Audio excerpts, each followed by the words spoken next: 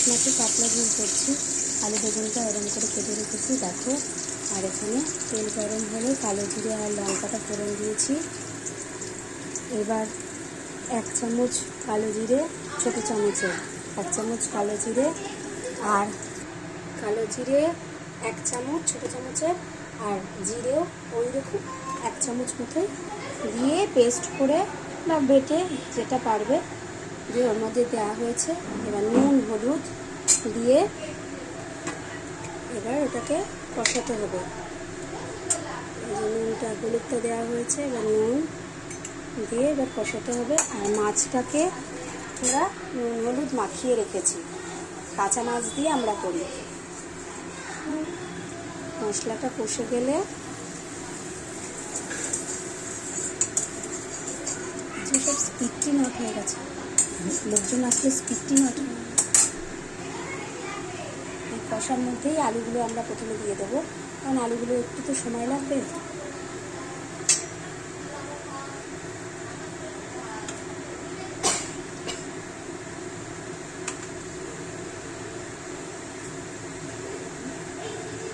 বর্ষার সিজন, এই জন্য ইলিশ মাছটা আমাদের হচ্ছে।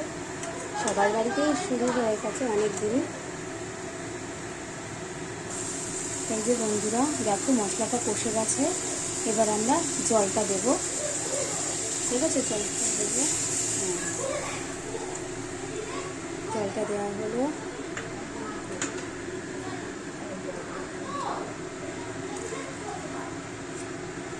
বন্ধুরা দেখো, আমরা ঝোল বেশি খেতে ভালোবাসি, তাই ঝোলটা ফুটে উঠলে মাছগুলো দেবো। এই যে মাছগুলো দেবো, ঝোলটা ফুটে উঠলে। আর আলু বেগুনটা দেবো, আলুটা তো আগেই দেওয়া হয়ে গেছে। আছে ফুটে উঠেছে দেখো বন্ধুরা ঝোলটা। এবার আমরা মাছগুলো ছেড়ে দেবো, লাস্টে বেগুনগুলো দেবো, কারণ বেগুনগুলো নাহলে গলে যাবে। তো দেখো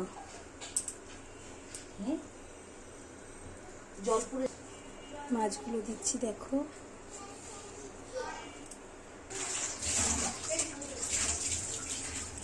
এই কথাগুলো ওঠে না, কথাগুলো ওঠে। দেখো বন্ধুরা ফুটছে, আমরা লাস্টে বেগুনগুলো দেবো, বেগুনগুলো লাস্টে দেবো। বন্ধুরা এখন বেগুনগুলো দিয়ে দিচ্ছি। বেগুনগুলো দিয়ে আমি একটু নেড়ে দেবো।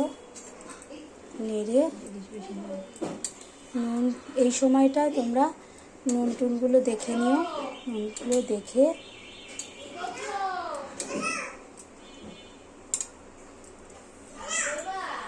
একটু গ্যাসটা কমিয়ে দেবেন। আমরা সামান্য কমাচ্ছি গ্যাসটা দেখার জন্য।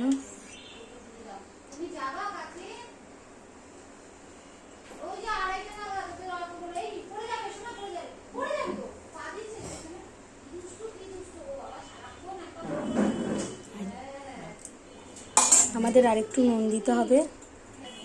এই দেখো আরেকটু নুন দিলাম। এবং ওটা ফুটুক।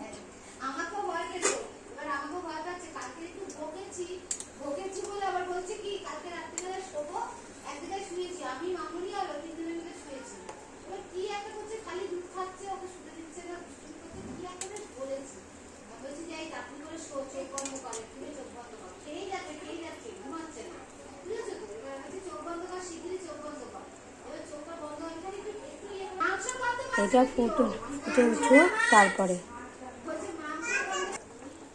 এই দেখো বন্ধুরা এরকম কালার হয়েছে, ঝোলটা রেডি, মাছ টাছ সব রেডি, মাছগুলো সিদ্ধ হয়েও গেছে, পুরো রেডি দেখো।